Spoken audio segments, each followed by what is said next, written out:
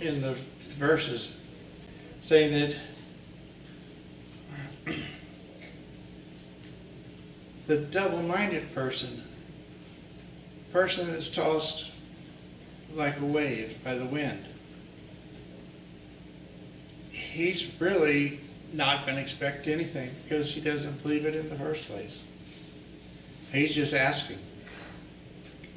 You know, it reminds me, this example of the waves.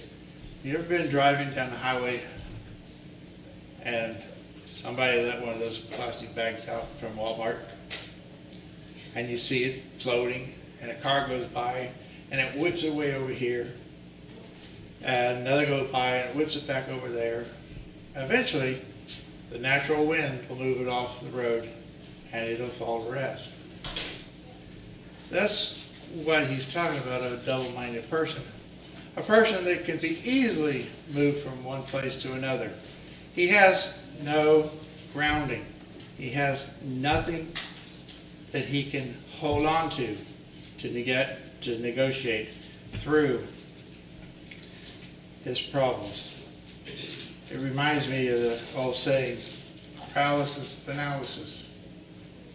You sit there, you contemplate your problem, and you think, well, I could do this. Well, now I could do that. And that's all you do is sit and think of what you can do. You never get up. You never do anything. That's the way a lot of Christians are today when they run into trials. They're not equipped with what they need. So that's why you need the wisdom to go along with your faith and your knowledge.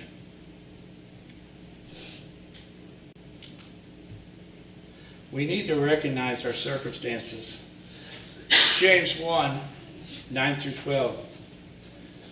Let the lowly brother glory in his exaltation, but the rich in his humiliation. Because as the flower of the field, it will pass away. For no sooner has the sun risen with a burning heat, than it withers the grasses. Its flower falls, its beauty appearance perishes. So the rich man also will fade away in his pursuits. Blessed is the man who endures temptation, for when he has been approved, he will receive the crown of life which the Lord has promised to those who love him. We can see James addressing some different circumstances here that we may encounter in life.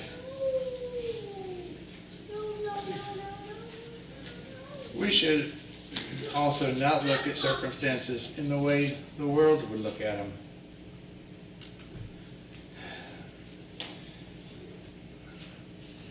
Society has a thing going now that the poor people got to be good. Poor people can't be bad people. They got to be good people. Well, I know a lot of poor people that weren't such good people. But I also know, well, I met with a realtor yesterday. One thing he told me, he said, I've made money, I've lost money. I've made more money, I've lost more money. He said, money's not the answer. Perseverance is the answer. Poverty will bring on hardships, but it depends on how you react to those hardships. Depends on which side you come out on. Because if you continue going, you will gain the endurance, perfection. You'll gain your wisdom. God will give you the wisdom. And in all, you have a promise given by God. That is more precious.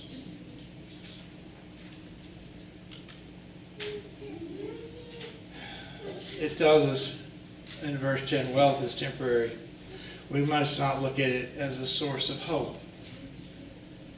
If this is our situation, we are to glory in humiliation.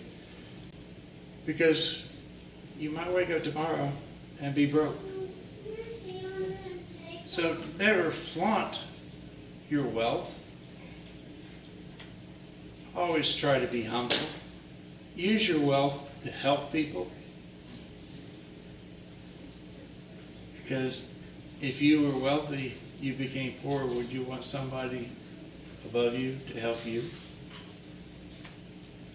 Because going from wealth, you need to deal with it not like the world would. Become aggravated, become disheartened, become mean. But you need to strive to do the right thing.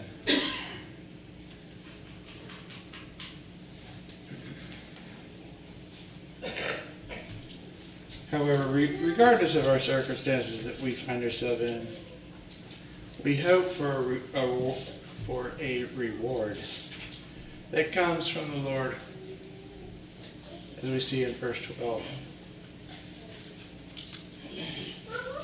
Come on. Because if we can endure, if we can keep the faith, if we endure the temptations, and we don't doubt that God is with us, James tells us we will receive the crown of life, which the Lord has promised to all. The source of the temptation. Let no one say when he is tempted, I am tempted by God. For God cannot be tempted by evil, nor does he himself tempt anyone. But each one is tempted when he is drawn away by his own desires and enticed. Then when desire has conceived, it gives birth to sin, and sin, when it is full grown, brings forth death. Do not be deceived, my beloved brethren. Every good gift and every perfect gift is from above, and comes down from the Father of lights, with whom there is no variation or shadow of turning. Finally, James is addressing the topic that trials are not the same as temptations. They're two different animals. Temptations, they come from within you. Trials are things external that impact your life, that impact you. Temptations, that comes from within yourself, what you see, what you want.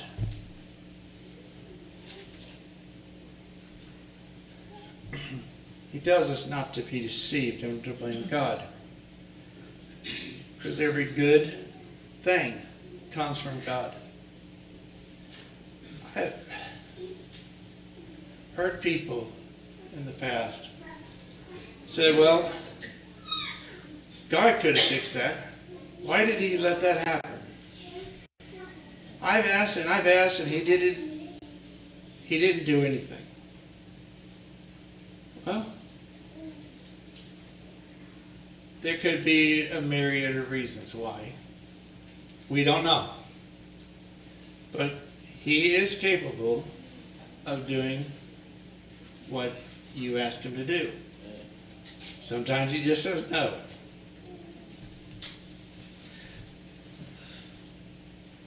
Our desires can cause two kinds of deaths. If we're not careful, some of our desires, like walking out of a perfectly good airplane with a parachute, can cause death. Then there's other desires that you fall into that basically lets Satan into your heart. And he takes the word and snatches it right from you.